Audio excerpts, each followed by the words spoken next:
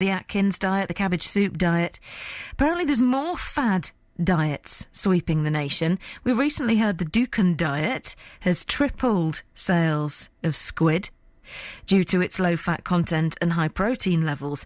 This week, posters advertising diet books have been banned over concerns that they could actually lead to eating disorders.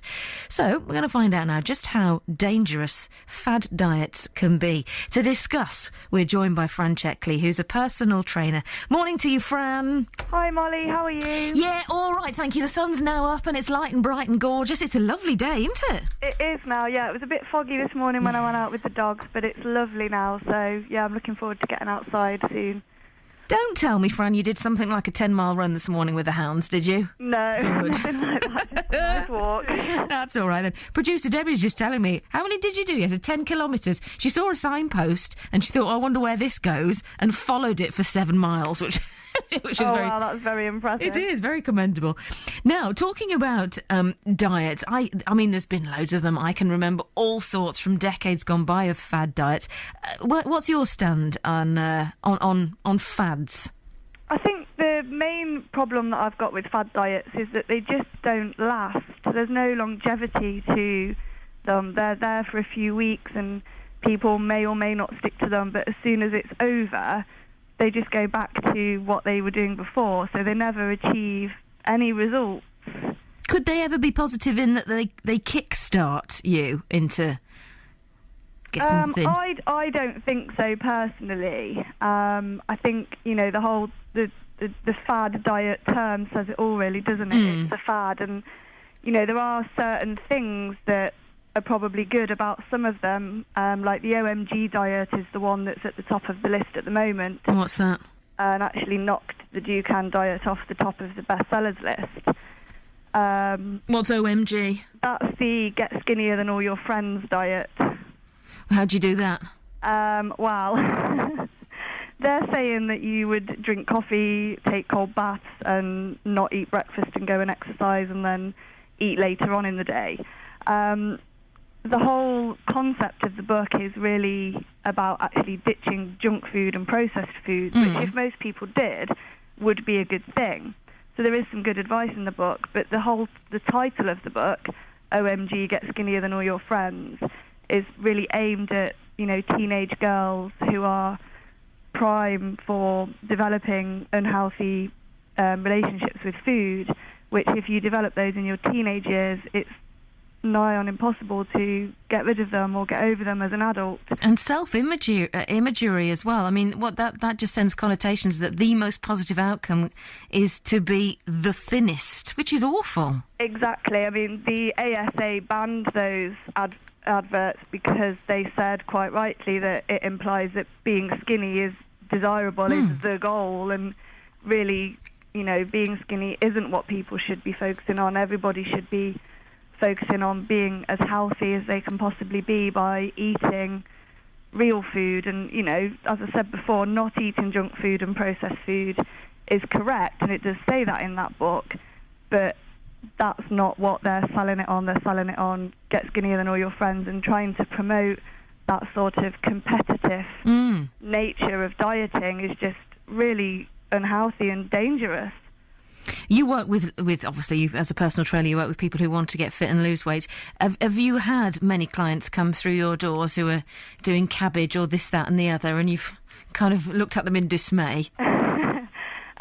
Yeah, I mean, generally when people sign up to our Achieve Bootcamp or come onto our Real Food Plan nutrition program, they're not currently in a diet, but most of them come to it because they have been through all of these fad diets in the past, and they get to the point where, you know, they've tried everything under the sun, like the Atkins, the Dukan, the cabbage soup, and I'm sure now this OMG diet is going to add to the list.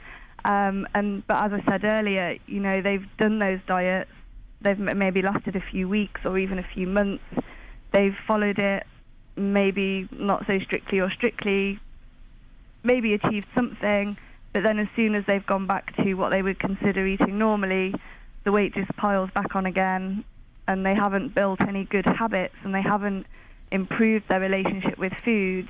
So generally when people come to us, they're trying to look for that more common sense approach, really, which is eat real food, ditch the junk food and the processed foods, and just focus on eating healthy foods like meat and fish and vegetables. Isn't it strange how countries vary so much in the world?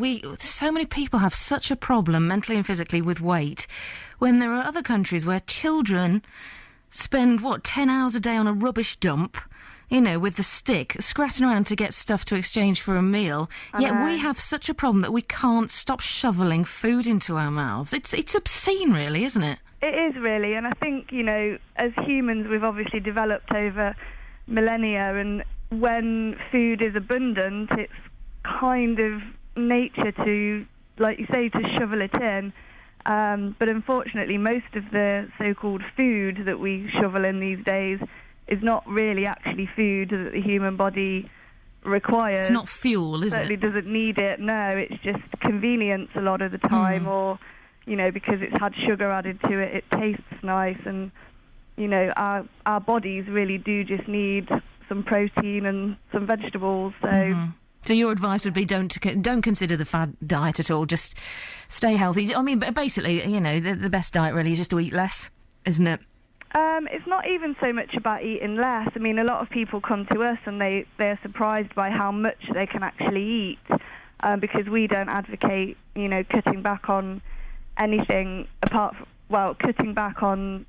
cutting out the junk food and the processed foods, and the things that your body doesn't need, but you can eat freely from the main food groups like fruit and vegetables and meat and fish, and nuts and seeds and, like you say, proper fuel. Proper fuel that your body actually does need. And also, one thing it struck me years ago when I went to a pub with my sister for lunch, And we thought, let's be naughty, and we did have junk. We had burger and onion rings and chips, this, that and the other. And when it came, I tell you, that it changed both of our lives, those plates of food. When it came, the whole plate, for both of us, was beige. It was just brown. Yeah. And we couldn't eat it. And since then, coloured food just seems so much more attractive that anything beige to me now rings alarm bells. It is amazing. I mean, it's like when you go to a buffet, I always say, oh no, the food's all beige. Yeah. And I think colourful food is just so much more appealing. And, our bodies were designed to eat all those different colourful foods because the coloured foods have got all the different vitamins and minerals in that our bodies need to run properly. So, it makes sense that the coloured foods look appealing to us, whereas the beige foods are just, there isn't any nutrients in those beige foods generally. Absolutely. Listen, we'll have to leave it there, but lovely speaking to you, Fran. We'll let you go and have fun in the sun now. Yes, I think I shall get outside for it. I might actually go in my garden. I know you've got a gardening expert coming on to talk about growing stuff soon, which is really interesting. It's the phone in, between 11 and 12. Make sure you got your wind-up radio and stay with us. I will do. Excellent. Thanks, Fran. Thanks, Molly. Great to talk to you. And you. Bye-bye, Jake. Bye. Bye-bye. Fran Checkley there, who's a personal trainer.